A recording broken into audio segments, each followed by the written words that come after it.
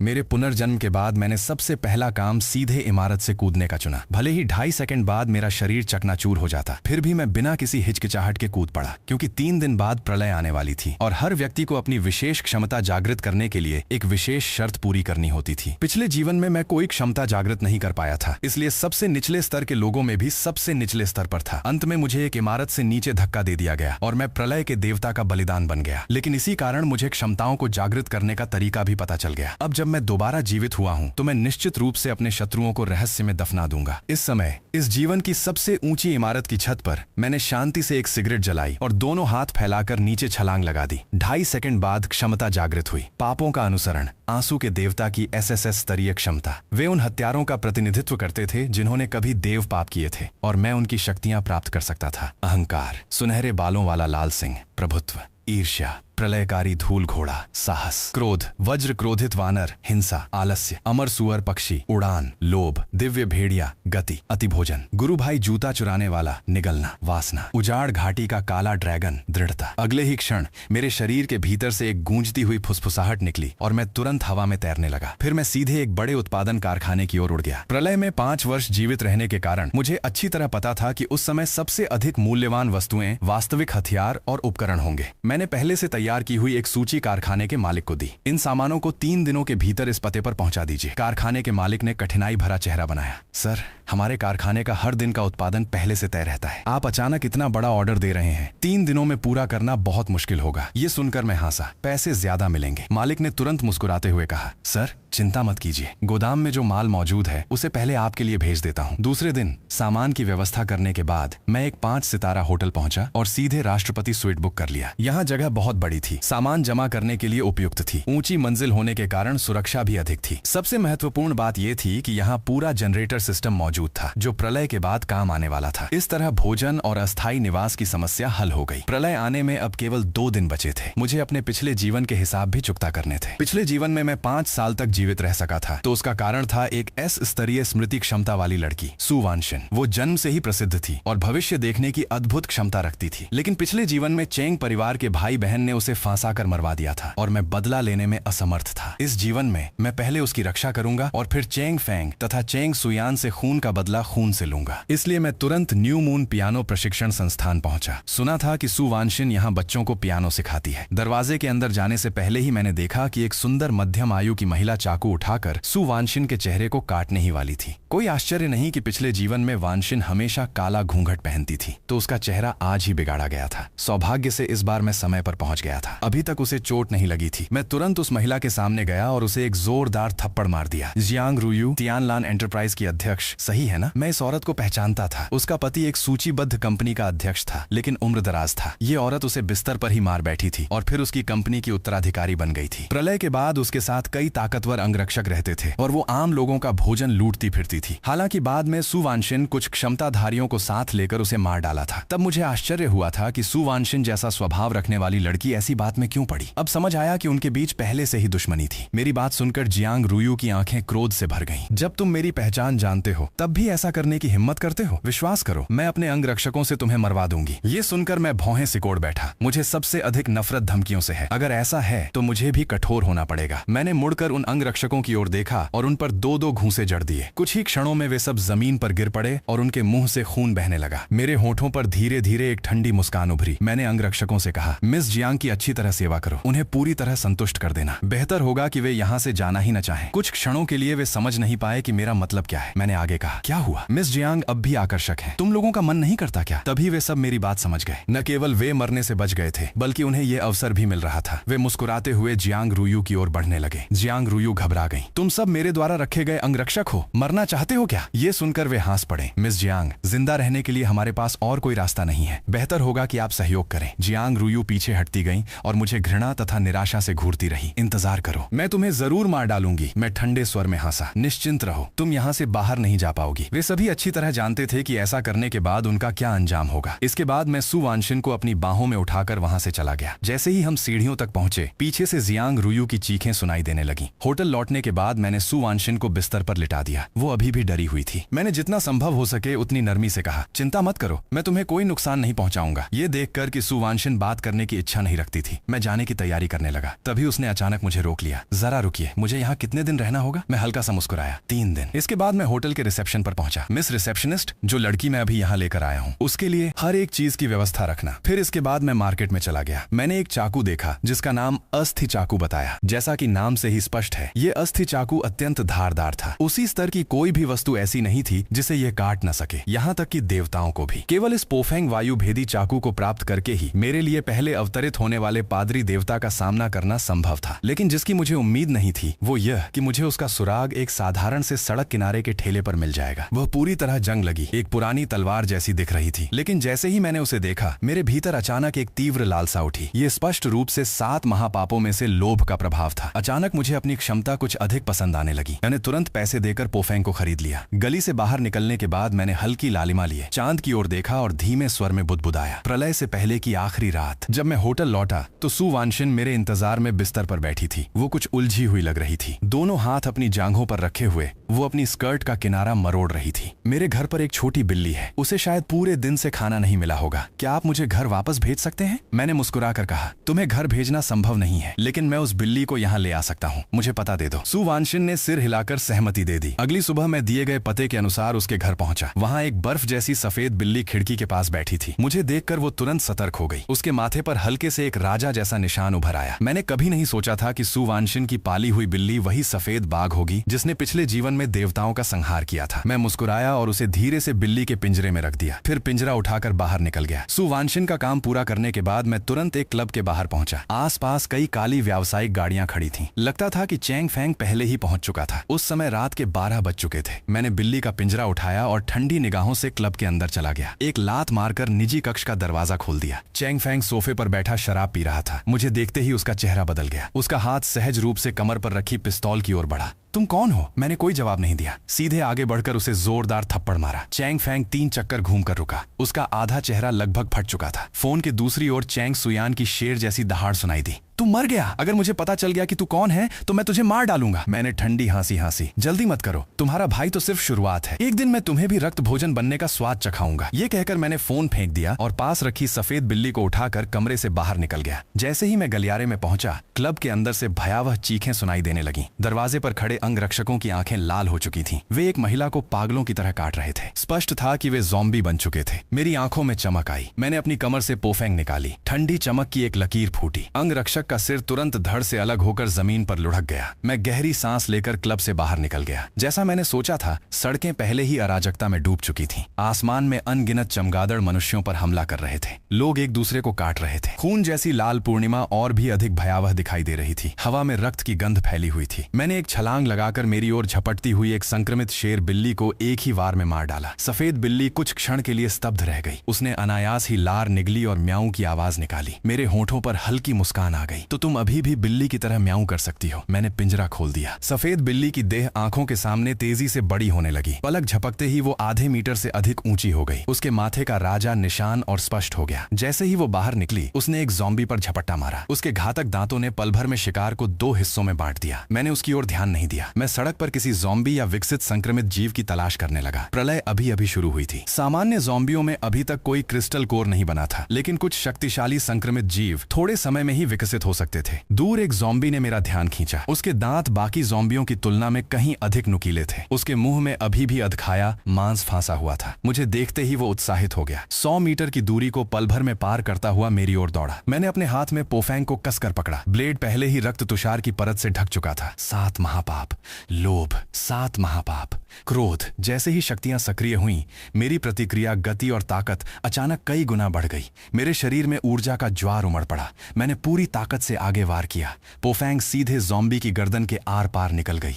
ये दृश्य देखकर सफेद बिल्ली ने फिर से लार निगली। उसकी आंखों में लालसा दिखाई दी। मैं मुस्कुराया। ये तुम्हारे लिए नहीं है। मैंने रूमाल से क्रिस्टल कोर पर लगा खून साफ किया, फिर उसे सीधे अपने मुंह में डाल लिया। एक शुद्ध ऊर्जा तुरंत पूरे शरीर में फैल गई। मैं स्पष्ट रूप से महसूस कर सकता था कि मेरी शक्ति तेजी से बढ़ रही थी। तो क्रिस्टल कोर निगलने का अनुभव ऐसा होता है, वास्तव में नशे जैसा। मैंने धीरे धीरे अपनी आंखें खोली। चारों ओर लोगों की चीखें गूंज रही थीं। हवा में खून की गंध फैली थी। मेरे होठों पर धीरे धीरे एक अजीब मुस्कान फैल गई। प्रलय, मैं वापस आ गया हूँ। इस प्रथम स्तरीय ज़ॉम्बी को मारने के बाद मैंने होटल लौटने का निर्णय लिया। वो अब मेरा मुख्य ठिकाना था और सु वानशिन भी वहीं थी। जब मैं होटल पहुंचा तब वहां पूर्ण अराजकता फैल चुकी थी। संक्रमित ज़ॉम्बी पागलों की तरह जीवित लोगों का पीछा कर रहे थे। पूरा दृश्य किसी जैविक आपदा फिल्म जैसा लग रहा था। सौभाग्य से जिस राष्ट्रपति स्वीट में मैं रह रहा था वहां निजी लिफ्ट और विशेष कार्ड प्रवेश व्यवस्था थी, इसलिए कुछ समय तक सु वानशिन सुरक्षित रहेगी। अब अगला काम था इस जगह को पूरी तरह साफ करना। आखिर आने वाले समय में मुझे यहीं रहना था। स्वाभाविक रूप से मैं यहाँ किसी भी ज़ॉम्बी को नहीं रहने दे सकता था। इसके बाद मैंने सफाया शुरू कर दिया। 1 घंटे बाद मैं होटल की लॉबी में वापस पहुंचा। इस समय तक होटल के भीतर मौजूद सभी ज़ॉम्बी मारे जा चुके थे। मैं लॉबी के बीचों बीच रखे सोफे पर बैठ गया और अपनी ताकत वापस पाने लगा। फिर ऊंची आवाज में रिसेप्शन की दिशा में पुकारा, बाहर आ जाओ, अब बाहर कोई खतरा नहीं है। रिसेप्शन डेस्क के पीछे से हल्की खड़खड़ाहट सुनाई दी। काफी देर बाद एक वर्दी पहने युवती कांपते हुए बाहर निकली। वो वही होटल रिसेप्शनिस्ट थी। मुझे थोड़ा आश्चर्य हुआ। मैंने नहीं सोचा था कि वो इस तबाही में जीवित बच पाएगी। मैंने शांत स्वर में उससे कहा,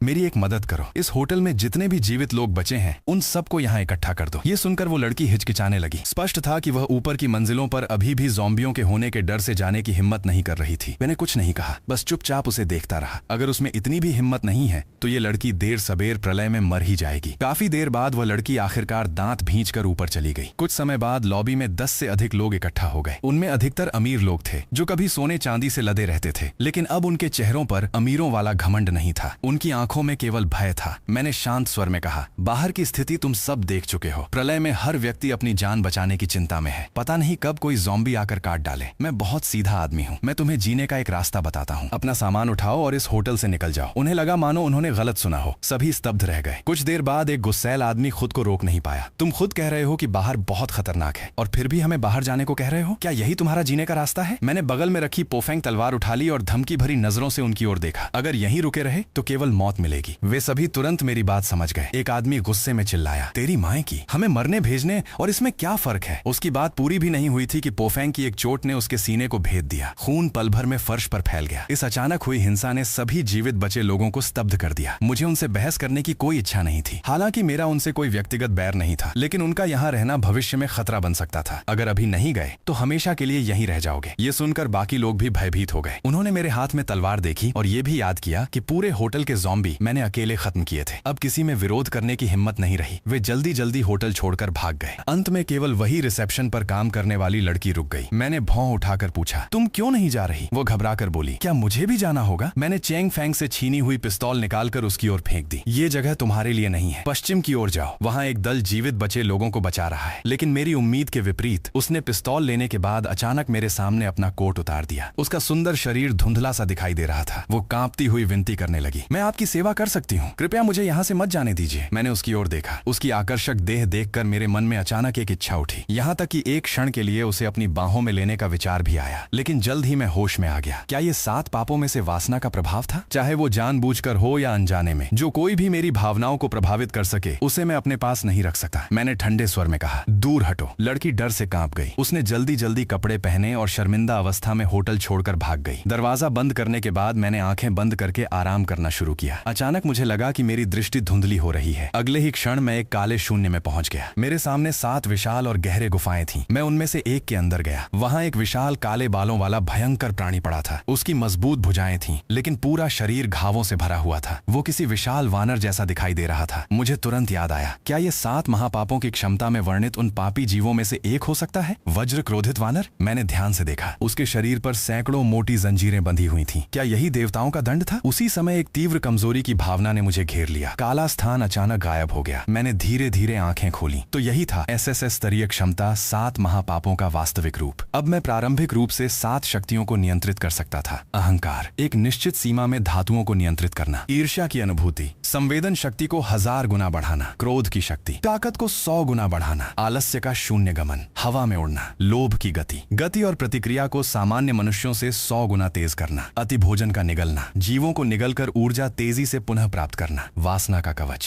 काली रेखाएं उत्पन्न कर रक्षा को मजबूत करना। केवल यही क्षमताएं प्रारंभिक प्रलय में मेरे लिए पर्याप्त थीं। थोड़ा आराम करने के बाद मैं ऊपर राष्ट्रपति स्वीट में लौट आया। इस समय सुवांशिन खिड़की के पास चुपचाप खड़ी थी। हालांकि वो बाहर का दृश्य नहीं देख सकती थी, लेकिन उसकी आंखें असाधारण रूप से खाली लग रही थीं।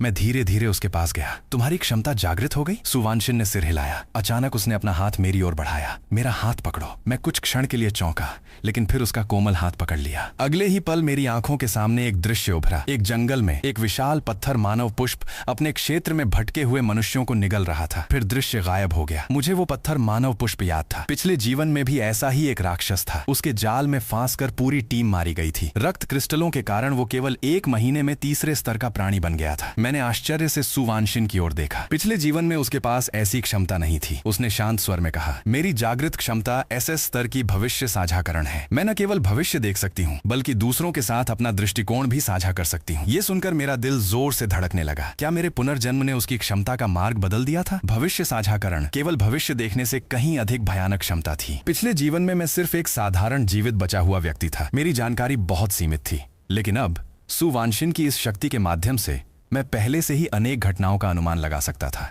ये मेरे लिए अत्यंत लाभदायक था। ये सोचकर मैं इतना उत्साहित हो गया कि लगभग उसे गले लगाने ही वाला था, लेकिन उसके लाल होते चेहरे को देखकर मैंने खुद को रोक लिया। तभी मेरी नजर पैरों के पास बैठी आधे मीटर ऊंची सफेद बिल्ली पर पड़ी। तुम्हारी सफेद बिल्ली मैं ले आया हूँ, बस ये थोड़ी बड़ी हो गई है। तुम्हें इससे कोई आपत्ति तो नहीं? सुवांशिन के चेहरे पर आखिरकार मुस्कान खिल उठी। वो नीचे बैठकर पुकारने लगी, शियाओबाई इधर आओ। मैंने अनायास ही पोफेंग तलवार को कसकर पकड़ लिया, कहीं सफेद बिल्ली किसी को नुकसान न पहुंचा दे। लेकिन मेरी उम्मीद के विपरीत शियाओबाई खुशी खुशी दौड़कर सुवांशिन के पैरों के पास आ गई और सुवांशिन को, जो अब बड़ी हो चुकी शियाओबाई को छू रही थी, जरा भी आश्चर्य नहीं हुआ। मैं उत्सुक हुए बिना नहीं रह सका। इसके उत्परिवर्तन के बारे में भी तुमने पहले ही देख लिया था? सुवांशिन ने चिंता से पूछा। हाँ, लेकिन क्या शियाओबाई भी उन राक्षसों जैसी बन जाएगी? मैंने उसे सांत्वना दी। चिंता मत करो, ऐसा नहीं होगा। लेकिन इन सब से अधिक मुझे एक बात पर आश्चर्य हो रहा था। पिछले जीवन में भविष्य देखने की क्षमता रखने वाली सुवांशिन ने आखिर शियाओबाई को देवताओं का वध करने क्यों दिया? तर्क के अनुसार उसे पता होना चाहिए था कि देवताओं को मारने के बाद शियाओबाई का क्या परिणाम होगा। फिर भी उसने उसे ऐसा करने दिया, और अंत का परिणाम स्पष्ट ही था। अंत में शियाओबाई को 3 देवताओं ने टुकड़े टुकड़े कर दिया था। लेकिन इतना सोचने का अब कोई अर्थ नहीं था। आखिरकार मुझे एक और मौका मिला था। इस बार मैं उस त्रासदी को दोहराने नहीं दूंगा। अचानक सुवांशिन का शियाओबाई को सहलाने वाला हाथ रुक गया। क्रिस्टल कोर तुम्हारे लिए बहुत उपयोगी होना चाहिए। मैंने खिड़की के बाहर देखते हुए धीरे से उत्तर दिया। हाँ, लेकिन अभी अधिकांश ज़ॉम्बियों में क्रिस्टल कोर नहीं बने हैं। थोड़ा और इंतजार करना होगा। सुवांशिन के चेहरे पर उदासी झलक रही थी। हालांकि उसने मेरे साथ कभी क्रिस्टल कोर से जुड़ी कोई भविष्य की छवि साझा नहीं की थी। फिर भी उसने कुछ नहीं पूछा। प्रलय में हर व्यक्ति के अपने रहस्य होते हैं। 3 दिन बाद बाहर की स्थिति आखिरकार काफी शांत हो गई। मैंने सामने कुछ लोहे के ढांचे देखे और मेरे मन में अचानक एक विचार आया। ठीक समय था 7 महापापों में अहंकार से प्राप्त क्षमता धातु स्वामी को आजमाने का। जैसे ही मैंने दोनों हाथ फैलाए, वे 2 लोहे के ढांचे तुरंत 360 डिग्री मुड़ गए और ऑक्टोपस की भांति 2 ज़ॉम्बियों को कसकर जकड़ लिया। मेरी आंखें चमक उठी। यह क्षमता वास्तव में बहुत उपयोगी थी। फिर मेरे मन में एक और विचार आया। अगर मैं धातु स्वामी की शक्ति से पोफेंग तलवार को अपनी इच्छा से नियंत्रित करूं और उसकी अद्भुत धार के साथ मिलाऊं, तो क्या मैं लगभग अजेय नहीं हो जाऊंगा? मेरी नजर 2 प्रथम स्तर के ज़ॉम्बियों पर पड़ी। धातु स्वामी। पोफेंग तलवार तुरंत हवा में उठ गई। मेरे नियंत्रण में वो बिजली की तरह निकली और सटीक रूप से दोनों के सिरों को भेद गई। मैं मुस्कुरा उठा। बहुत अच्छा। इस संयोजन का प्रभाव बिल्कुल मेरी कल्पना के अनुसार था। भविष्य में क्रिस्टल कोर प्राप्त करने की मेरी गति दूसरों से कहीं अधिक होगी। 1 घंटे बाद मेरी जेब में पहले से ही 15 क्रिस्टल कोर थे। इस दौरान मेरी मुलाकात कुछ ऐसे जीवित लोगों से भी हुई जिन्होंने अपनी क्षमताएं जागृत कर ली थीं, लेकिन वे अभी अपनी शक्तियों से परिचित नहीं थे और अभी भी ज़ॉम्बियों से छिप रहे थे, जबकि मैं उनसे 1 कदम आगे था। मैं पहले ही ज़ॉम्बियों का शिकार कर रहा था और क्रिस्टल कोर एकत्र कर रहा था। यही पुनर्जन्म का लाभ था। इसके बाद मैं हैंगटा चिड़ियाघर के पास पहुंचा। मेरा लक्ष्य था एक द्वितीय स्तर का काला भालू। पिछले जीवन में देवताओं के प्रकट होने से पहले यहाँ के पशु पक्षी और पौधे विकसित होकर प्रथम स्तर के जीव बन गए थे। उनकी शक्ति मनुष्यों और ज़ॉम्बियों दोनों से कहीं अधिक थी। वे खाद्य श्रृंखला के शीर्ष पर पहुंच गए थे और सबसे पहले द्वितीय स्तर तक पहुंचने वाला जीव इसी चिड़ियाघर का एक काला भालू था। जब मैं चिड़ियाघर में दाखिल हुआ तो हर ओर खून और मांस बिखरा हुआ था। स्पष्ट था कि पहले के पर्यटक उन राक्षसों का भोजन बन चुके थे। मुझे थोड़ा अफसोस हुआ। ऐसा लग रहा था कि यहाँ कोई जीवित व्यक्ति नहीं बचा था। जैसे ही मैं वापस जाने वाला था, पीछे से हलचल हुई। मुड़कर देखा तो 1 दर्जन से अधिक उत्परिवर्तित भेड़िए खड़े थे। मेरी आंखें चमक उठी। वे कुल्हाड़ी भेड़िए थे। इन उत्परिवर्तित जीवों के पंजे और दांत जहरीले होते थे और सबसे सुखद आश्चर्य ये था कि उनमें से 6 प्रथम स्तर तक पहुंच चुके थे। मैंने तुरंत पीठ से पोफेंग तलवार निकाली और गोली की गति से भेड़ियों के झुंड में घुस गया। तलवार चमकी और एक प्रथम स्तर का कुल्हाड़ी भेड़िया तुरंत 2 टुकड़ों में बैठ गया। बाकी भेड़िए प्रतिक्रिया करने ही वाले थे कि मैंने तुरंत धातु स्वामी क्षमता सक्रिय की। पास रखी लोहे की चादरें उड़कर आईं और उन्हें जमीन पर कसकर दबा दिया। इसके बाद मैंने दोनों हाथ छोड़ दिए। पोफेंग तलवार एक उड़ती हुई मशीन की तरह घूमती हुई निकली और बाकी 5 प्रथम स्तर के भेड़ियों के सिर काट डाले। सिर्फ एक ही मुकाबले में 6 प्रथम स्तर के कुल्हाड़ी भेड़िए समाप्त हो गए। ऐसी युद्ध क्षमता। प्रलय के शुरुआती दौर के एस स्तरीय क्षमता धारक भी उसका मुकाबला नहीं कर सकते थे। मेरे होठों पर मुस्कान उभरी। यही है एसएसएस स्तरीय क्षमता की शक्ति। पिछले जीवन में मैं ज़ॉम्बियों द्वारा शिकार किया जाने वाला दयनीय व्यक्ति था और अब यह अनुभव पूरी तरह अलग था। बाकी भेड़िए डरकर अपनी पूंछ दबाकर भाग गए। मैंने उनका पीछा नहीं किया। वे प्रथम स्तर तक भी नहीं पहुंचे थे। उनके दिमाग में कोई क्रिस्टल कोर नहीं था। उन्हें मारने का कोई फायदा नहीं था। उन 6 भेड़ियों के क्रिस्टल कोर इकट्ठा करने के बाद मैंने पूरे चिड़ियाघर के आसपास खोजबीन की, लेकिन काले भालू का कोई पता नहीं चला। जब मुझे लगा कि शायद मुझे स्थान गलत याद था, तभी अचानक एक परिचित तरंग महसूस हुई। ये सुवांशिन की भविष्य साझाकरण क्षमता थी। दृश्य में वही काला भालू एक भूमिगत सुपरमार्केट में भोजन इकट्ठा करने आए जीवित लोगों का शिकार कर रहा था। उन्हें मारने के बाद भी वो वहीं बैठा अगली खेप का इंतजार कर रहा था। वह मुस्कुराए बिना नहीं रह सका। आखिरकार तुम्हें ढूंढ ही लिया। इसके बाद मैं हवा में उड़ते हुए सीधे सुपरमार्केट की ओर निकल गया। जब मैं पहुंचा तब तक काला भालू अपना भोजन समाप्त कर चुका था। मुझे देखते ही उसकी आंखों में लालच चमक उठा। स्पष्ट था कि उसे महसूस हो गया था कि मैं उसके पिछले शिकारों से कहीं अधिक स्वादिष्ट हूँ। काला भालू दहाड़ते हुए अपने विशाल पंजे से मेरी ओर झपटा। मैंने तुरंत आसपास के लोहे के रैक को नियंत्रित कर ढाल बनाई, लेकिन वे कागज की तरह पल भर में टूट गए। मैंने तुरंत धातु स्वामी की शक्ति से पोफेंग तलवार को वापस अपने हाथ में बुला लिया। सिर्फ तुम्हारे पास ही ताकत नहीं है। ऐसा लगता है कि पोफेंग तलवार को भी जल्दी दूसरे स्तर तक विकसित करना होगा। घायल होने के कारण काला भालू दर्द से गर्जा और फिर से हमला कर बैठा। मैं तेजी से हट गया। 2 ही वारों में मैंने उसकी कमजोरियां समझ ली। उसकी शक्ति अत्यंत प्रबल थी, लेकिन गति बहुत धीमी थी। उसे मारना केवल समय की बात थी। हमले विफल होने और घायल होने के बाद उसकी आंखें खून से भर गईं। वो पागलों की तरह अपने पंजे घुमाने लगा। मैं हंस पड़ा। बस असहाय क्रोध। इतना कहकर मैंने अपनी गति की शक्ति सक्रिय की। मेरा शरीर पल भर में गायब हो गया। अगले ही क्षण मैं उसके सिर के ऊपर हवा में तैर रहा था। पोफेंग तलवार को मजबूती से पकड़कर मैंने पूरी ताकत से उसके शरीर में घोंप दिया। काला भालू दर्द से भयंकर गर्जना करने लगा और चारों ओर प्रहार करने लगा। मैंने मौका देखकर छलांग लगाई और एक ही वार में उसके सिर को भेद दिया। विशाल शरीर जमीन पर गिर पड़ा। कुछ क्षण बाद उसके शरीर से अंडे के आकार का एक द्वितीय स्तर का क्रिस्टल कोर निकला। मैंने संतोष से मुस्कुराकर कहा, इतनी देर तुम्हारे पीछे लगा रहा, व्यर्थ नहीं गया। इसके बाद मैं मुड़कर बाहर निकल गया, लेकिन जैसे ही भूमिगत सुपरमार्केट से बाहर आया, अचानक दर्जनों बंदूकों की नालें मेरी ओर तान दी गईं। मैंने भौहें सिकोड़ लीं। सामने खड़े भाड़े के सैनिकों के कप्तान की ओर देखकर कहा, बेहतर होगा कि अपनी बंदूकें नीचे कर लो। कप्तान ने तुरंत अपने लोगों को रोक दिया। वो मुझे आश्चर्य से देखने लगा। तुम इंसान हो? सुपरमार्केट के बाहर चारों ओर ज़ॉम्बी हैं और अंदर एक भयानक उत्परिवर्तित जानवर था। तुम जिंदा बाहर कैसे निकले? मैंने ठंडे स्वर में कहा। इतना आश्चर्य क्यों? वो काला भालू मर चुका है और मैं कैसे बाहर निकला, उससे तुम्हारा कोई संबंध नहीं। मैंने एक नजर में समझ लिया कि इस दल का लक्ष्य सुपरमार्केट का सामान था। जब तक वे मेरे काम में दखल नहीं देते, मुझे उनसे कोई मतलब नहीं था। लेकिन कप्तान ने उल्टा मुझे घूरते हुए कहा, बेहतर होगा कि साफ साफ बताओ, वरना हम तुम्हें ज़ॉम्बी समझकर निपटा देंगे। मैं हंस पड़ा। तुम चाहो तो कोशिश कर सकते हो। कप्तान की आंखों में हिचकिचाहट की झलक दिखाई दी। स्पष्ट था कि वह समझ चुका था। जो व्यक्ति अकेले भूमिगत सुपरमार्केट से जीवित बाहर निकल सकता है, जो व्यक्ति अकेले जीवित बाहर निकल सकता था, वो निश्चित रूप से साधारण नहीं था। उसी समय एक भाड़े का सैनिक उसके कान के पास झुककर कुछ फुसफुसाया। कप्तान की आंखों में अचानक क्रोध भर गया। तुम वही व्यक्ति हो जिसे मिस चैंग ने वांछित घोषित किया है? तुमने युवा मास्टर चैंग को मार डाला और फिर भी बाहर घूमने की हिम्मत करते हो। लोगों,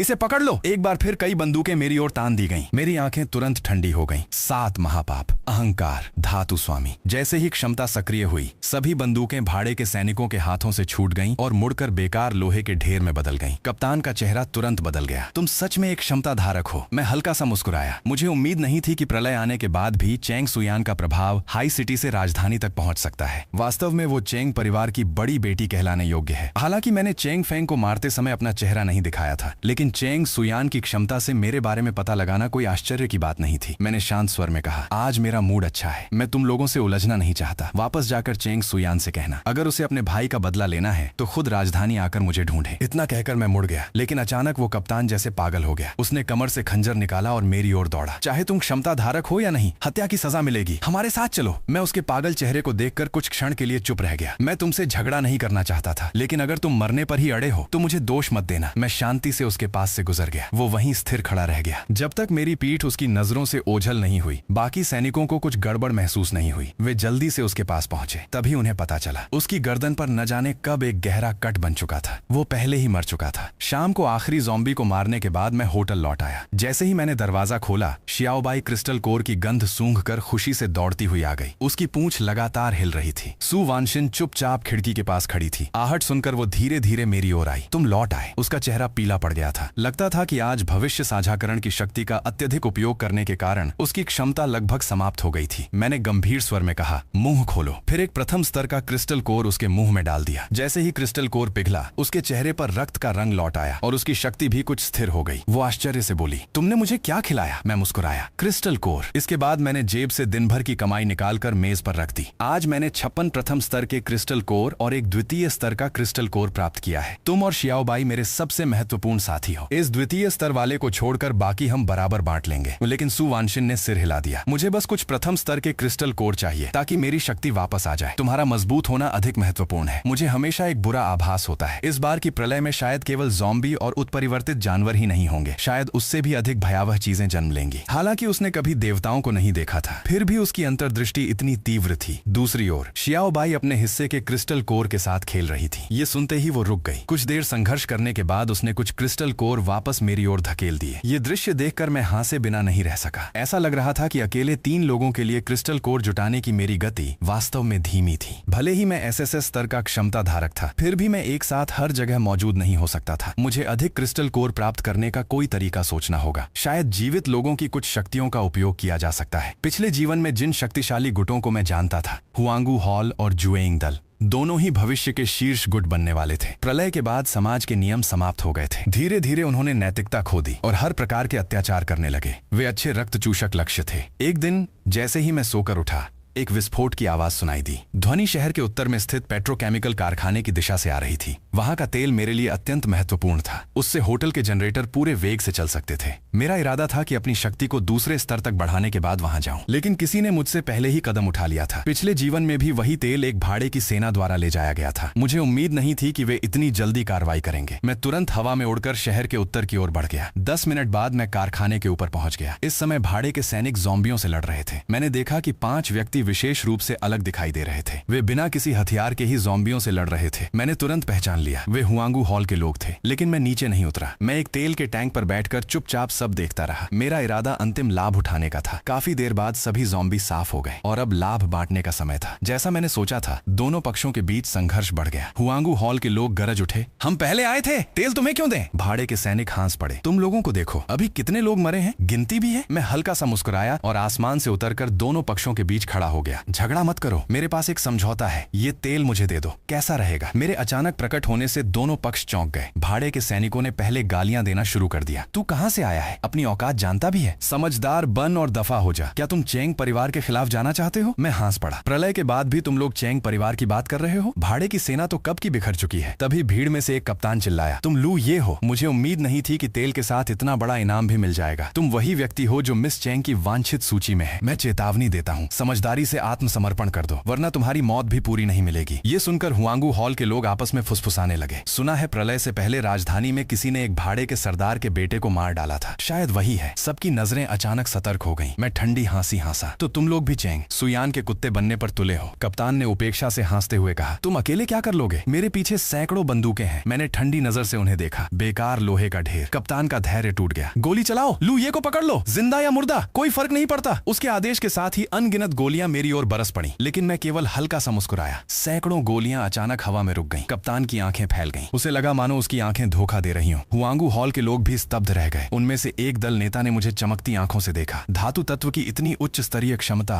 प्रलय में ऐसी क्षमता, ज़ॉम्बियों या आधुनिक हथियार, दोनों के विरुद्ध इसकी मारक क्षमता अत्यंत भयावह थी। अगले ही क्षण मैंने हल्के से हाथ हिलाया और हवा में रुकी हुई गोलियां मूसलाधार बारिश की तरह भाड़े के सैनिकों की ओर वापस चली गईं। सैकड़ों सैनिक तुरंत गिर पड़े। रक्त नदी की तरह बहने लगा। भाड़े के सैनिकों का कप्तान स्तब्ध रह गया। वो विश्वास नहीं कर पा रहा था कि 100 से अधिक सैनिक यूं ही मर गए। उसने लाल आंखों से तलवार निकाली और मेरी ओर दौड़ा। ये कैसे संभव है? मैं तुम्हें मार डालूंगा। मैं ठंडी हंसी हंसा। एक विचार के साथ ही उसके हाथ की तलवार उलट गई और सीधे उसके सीने में घुस गई। पूरी भाड़े की सेना समाप्त हो गई। मेरे सामने खून की नदी बह रही थी, लेकिन मेरे मन में कोई बोझ नहीं था, बल्कि मैं पूरी शांति से से उनके शरीरों से सामान तलाशने लगा। आश्चर्यजनक रूप से मुझे 46 प्रथम स्तर के क्रिस्टल कोर मिले। उन्हें सुरक्षित रखने के बाद मैंने हुआंगू हॉल के लोगों की ओर देखा। अब मैं कहता हूँ कि ये तेल संसाधन मेरा है। कौन सहमत है और कौन विरोध करता है? हुआंगू हॉल के सभी लोग चुप हो गए। ऐसी परिस्थिति में कौन मेरे सामने बोलने की हिम्मत करता? उन्हें चुप देखकर मैंने ध्यान नहीं दिया। इसके बजाय मैं सोचने लगा कि इतने सारे तेल को कैसे ले जाऊं। तभी हुआंगू हॉल की टीम का कप्तान एक कदम आगे बढ़ा। नमस्ते, मेरा नाम सोंग तोंग है। क्या आप एक सौदा करने में रुचि रखते हैं? मैंने उसकी ओर देखा। किस तरह का सौदा? सोंग तोंग ने गंभीरता से कहा, अगर हम आपके लिए ये तेल पहुंचा दें तो क्या आप हमें उन लाल पत्थरों का उपयोग बता सकते हैं? मैंने तुरंत सहमति दे दी। वैसे भी कुछ दिनों बाद क्रिस्टल कोर का रहस्य सबको पता चल ही जाता। इन लोगों को बता देने में कोई हानि नहीं थी और इसके पीछे मेरी कुछ अपनी योजनाएं भी थी। इसके बाद सोंग तोंग ने अपने एक साथी को सामने लाकर परिचय कराया। ये मेरा भाई शियाओ झाओ है। उसकी क्षमता है अंतरिक्ष संपीड़न। वो इन तेल टैंकों को पिंग पोंग गेंद जितना छोटा बना सकता है। मेरी आंखें चमक उठी। मैंने तुरंत सहमति दे दी। बहुत बढ़िया। इसके बाद शियाओ झाओ ने तेल के टैंकों को छोटे छोटे काले गोले में बदल दिया। बॉस, बस इन काले गोलों को तोड़ दीजिए और तेल वापस अपने मूल रूप में आ जाएगा। मैंने एक क्रिस्टल कोर सोंग तोंग की ओर फेंक दिया। अब मैं तुम्हें लाल पत्थरों का रहस्य बता सकता हूँ, इसे खा लो। सोंग तोंग हैरान रह गया। ये चीज हीरे से भी अधिक कठोर है। अगर इसे निगल लिया तो 5 दिन तक मर जाऊंगा। लेकिन मेरी गंभीर आंखें देखकर उसने आखिरकार क्रिस्टल कोर निगल लिया। कुछ ही सेकंड बाद उसके चेहरे पर अविश्वास और आश्चर्य उभर आया। मैंने शांत स्वर में कहा, सौदा पूरा हुआ। अब तुम क्रिस्टल कोर का उपयोग जान चुके हो। अगर भविष्य में तेल चाहिए तो क्रिस्टल कोर के बदले मुझसे ले सकते हो। 1 लीटर तेल के बदले एक क्रिस्टल कोर। लेकिन उस समय सोंग तोंग अभी भी शक्ति प्राप्त करने की खुशी में डूबा हुआ था। उसे मेरी बात सुनाई ही नहीं दी। मैंने भी परवाह नहीं की और तेल कारखाने से वापस लौट गया। होटल पहुंचने के बाद मेरा मन बेहद प्रसन्न था। अब मेरे पास 1 लाख टन तेल था। भविष्य में किसी भी शक्ति को यदि तेल चाहिए होगा तो उसे मेरे पास आना पड़ेगा। इस प्रकार क्रिस्टल कोर की चिंता लगभग समाप्त हो गई थी। उसी समय एक कोमल आवाज मेरे कानों में गूंजी, आज तुम्हारा मूड बहुत अच्छा लग रहा है। मैंने देखा कि सु वानशिन कमरे से बाहर आई थी। मैं मुस्कुराकर बोला, आज मुझे एक बहुत महत्वपूर्ण संसाधन मिला है। अब भविष्य में क्रिस्टल कोर की चिंता नहीं करनी पड़ेगी। लेकिन मुझे आगे भी अक्सर बाहर जाना होगा। इसलिए अगर कोई क्रिस्टल कोर के बदले तेल लेने आए तो तुम्हें और शियाओ बाई को संभालना होगा। ये सुनकर सु वानशिन ने चिंता से कहा, तुम बहुत मेहनत करते हो। क्यों ना अब तुम बगल वाले कमरे में सोना छोड़ दो। पहले मैं इस डर से बगल वाले कमरे में रहता था कि कहीं उसे असहज न लगे। ये सुनकर मैं कुछ क्षण के लिए स्तब्ध रह गया। मैंने उसकी ओर देखा। हालांकि वो देख नहीं सकती थी, फिर भी वो मेरी सीधी निगाहों को महसूस कर सकती थी। उसका चेहरा तुरंत लाल हो गया। मेरा मतलब कुछ और नहीं था, बस ये कमरा अब बहुत भरा हुआ लगता है। हम खाने पीने का सामान दूसरे कमरे में रख सकते हैं। मेरे होठों पर मुस्कान आ गई। तो सच में सिर्फ कमरा ही बहुत तंग हो गया है? मेरे चिढ़ाने वाले स्वर को सुनकर सु वानशिन शर्म से दूसरी ओर चली गई। लेकिन 2 कदम चलते ही वो अचानक रुक गई। क्या हुआ? उसने कुछ नहीं कहा, बस मेरा हाथ पकड़ लिया। अगले ही क्षण साझा भविष्य की छवि मेरे मन में उभर आई। आकाश में रक्तिम चंद्रमा लटका हुआ था। बिजलियां चमक रही थीं। खून जैसी वर्षा लगातार बरस रही थी। बारिश के बाद भोजन सड़ने लगा। मनुष्य भोजन के लिए एक दूसरे को मार रहे थे। यहाँ तक कि नरभक्षण जैसी भयावह घटनाएं भी होने लगी। ये दृश्य देखकर मेरा दिल धड़क उठा। पहली प्राकृतिक आपदा, महान अकाल आ गया है। प्रलय के बाद कुछ समय के अंतराल पर नई आपदाएं आती थीं और हर बार किसी भयंकर संकट के साथ। पिछले जीवन में इस रक्त वर्षा के साथ महान अकाल आया था। जो भी व्यक्ति इस वर्षा में भीगता था उसे असामान्य भूख महसूस होती थी। लोग पागलों की तरह भोजन खाने लगते थे जब तक कि सारी खाद्य सामग्री समाप्त न हो जाए। इस प्रभाव के कारण पूरी दुनिया में भोजन की भारी कमी हो गई। जब तक विभिन्न जीवित बचे समूह स्थिति को नियंत्रित करने का प्रयास करते तब तक बहुत देर हो चुकी थी। महान अकाल लंबे समय तक चलता रहा। बाद में वैज्ञानिकों ने क्रिस्टल कोर की ऊर्जा को पतला करके ऊर्जा घोल विकसित किया। तब जाकर भोजन संकट कुछ कम हुआ। मुझे याद था पहली रक्त वर्षा 1 सप्ताह बाद आने वाली थी। लगता है कि मुझे जल्दी ही भविष्य की योजना बनानी होगी। मैंने अपने विचार समेटे और तभी महसूस किया कि मेरी बाहों में एक मुलायम शरीर था। अभी अभी भविष्य साझा करने के कारण सु वानशिन की शक्ति बहुत अधिक खर्च हो गई थी। वो मेरी बाहों में ही सो गई थी। मैं उसे उठाकर कमरे में ले गया और फिर वापस बैठक में आ गया। अब समय था क्रिस्टल कोर को अवशोषित कर द्वितीय स्तर की क्षमता प्राप्त करने का। प्रलय के बाद किसी भी जीव को विकसित होने के लिए ज़ॉम्बियों या अन्य जीवों के शरीर के भीतर मौजूद क्रिस्टल कोर निगलने पड़ते थे। प्रथम स्तर से दूसरे स्तर तक पहुंचने के लिए सैकड़ों प्रथम स्तर के क्रिस्टल कोर चाहिए होते थे। मुझे उम्मीद थी कि दूसरे स्तर का 7 महापाप मुझे कुछ नए आश्चर्य देगा। इसके बाद मैंने क्रिस्टल कोर निगलना शुरू किया। दर्जनों प्रथम स्तर के क्रिस्टल कोर के बाद आखिरकार मेरी क्षमता में हलचल हुई। 3 घंटे बाद मैंने आंखें खोली। आश्चर्यजनक रूप से